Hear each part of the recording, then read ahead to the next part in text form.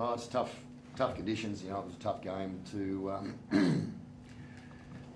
take too much out of it outside of the desire and their probably our kicking game. I think that really helped us as well. You know, when we did get to complete a set, our kicking game was very, very strong, and I thought that was a pretty obvious factor, or a big influence on the game. But yeah, they're tough nights. Those conditions. It's hard to take too much out of it outside the 2 points and the energy that got put into that game. And I mean, I know the Titans put a lot of energy into it as well, and but we, I think we managed a lot of the game very well.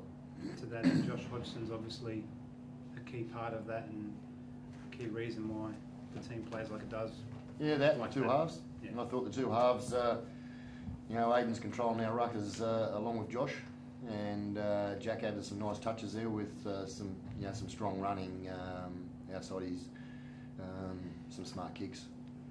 With a guy like Jack, are you happy? I mean, you obviously make that move in pre-season confident that it will work and you're putting things in place, but when it's tested under game conditions, especially like that, you come away from it even more vindicated by the move? I've always been confident that Jack could handle it. It was probably his maturity that he had to develop to be able to play at 6. When I first got to the club, I did actually put him there, but he was... as a young bloke, he just lacked the confidence in making the move. So I was happy to go with what he wanted, and he developed into a really, really great fullback. He'd be a top 4 or 5 fullbacks in the game, I believe. But it's best for the team. Defensively, it's a real big move for us. It gives us a real good, strong 3-man there that you don't think anyone's going to really target. Because he is a real good, strong defender. So, time will tell. He's probably it'll take him 8 or 10 games to actually really build some real confidence and cohesion in that position. You're obviously working on your defence on the back of last year, so to shut a team out like that doesn't happen very often. What's that do to the sort of morale and confidence? Yeah, it's tough to attack in those conditions. Yeah. We'll certainly get tested next week against Melbourne. Next week we'll really see where our defence is.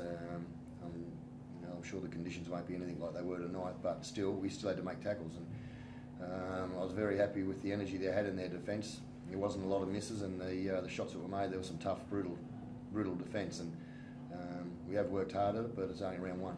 And with the new look side, it's nice to know you can win like that. It is. Different style, but managed it. Comes back to the maturity of the group. I've said that.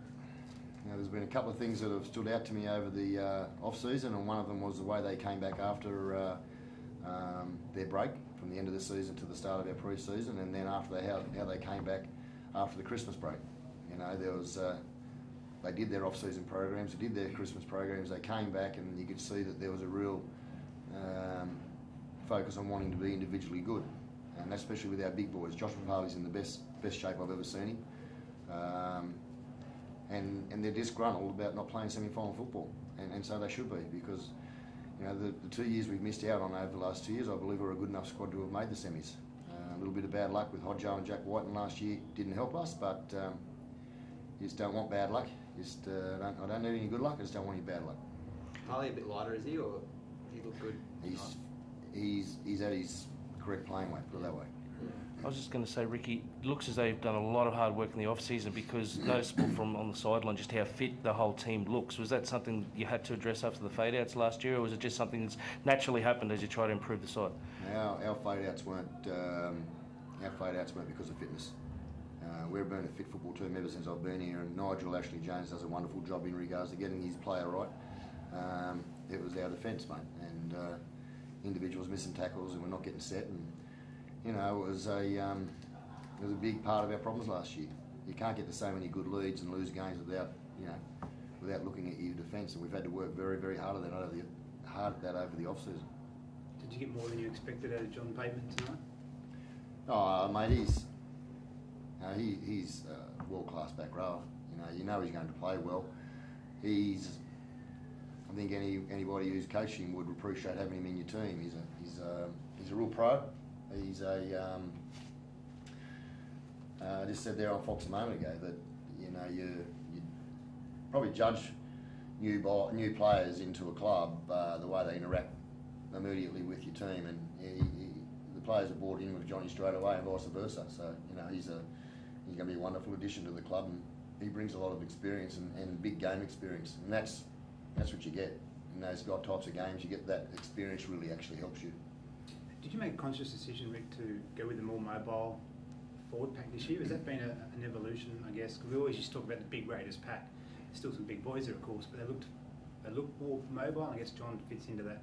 Well, if we hadn't got beaten tonight, they would have said it was a bad decision, and we won, so we'll take the rap. Look, it's just we just believe this is the best fit for our squad at the moment. Thank you. Thanks.